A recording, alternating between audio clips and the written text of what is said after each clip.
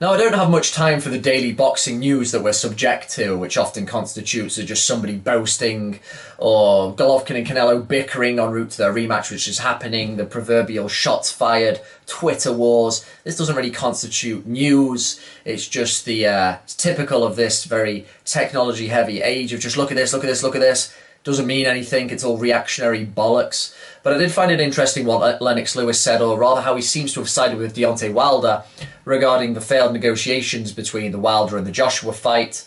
Of course, Lennox Lewis is a fellow Brit, so you'd think by default he'd back Joshua. That's not the case.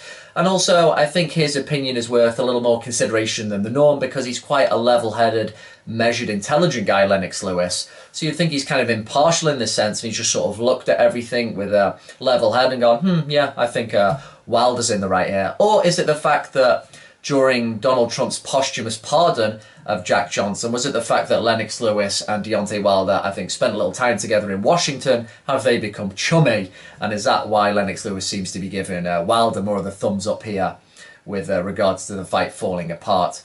Lewis quoted about how Joshua had previously spoke about, give me 50 million and I'll fight you. Now, whether the 50 million on Wilder's behalf was real, we don't know. I can never know. I'm not behind these negotiations. I'm not going to pretend I know like some of the boxing channels might.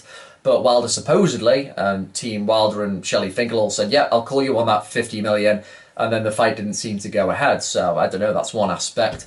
Lewis also spoke about how he shouldn't be worried about losing because I went on to win my rematches and that was one of the key things that carved my greatness. He kind of said that. I don't know whether that was just sort of a self kind of way to pat himself on the back, that kind of remark. I don't know.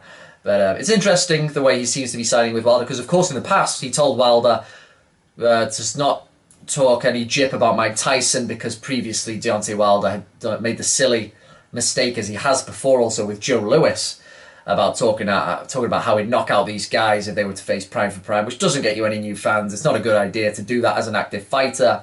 Talking about how you take out legends, it's just a bad look, whether you think you can or not, especially for a guy who's can't even verbally defend himself anymore like Joe Lewis because he's passed. Not that I think anyone's going to entertain that Deontay Wilder really would have taken out Joe Lewis, or anyway, whether you do or you don't, I don't think it's really a comment to be respected. But regardless of that, what do you think about Lennox Lewis there? Is he just sort of got chummy with someone? Is there something he doesn't like about Joshua and he's saying it in a vindictive way? Or is he just looking at this in a level way and he's seen something and he's spotted the correct culprit, you could say, in the supposed duck? What do you think?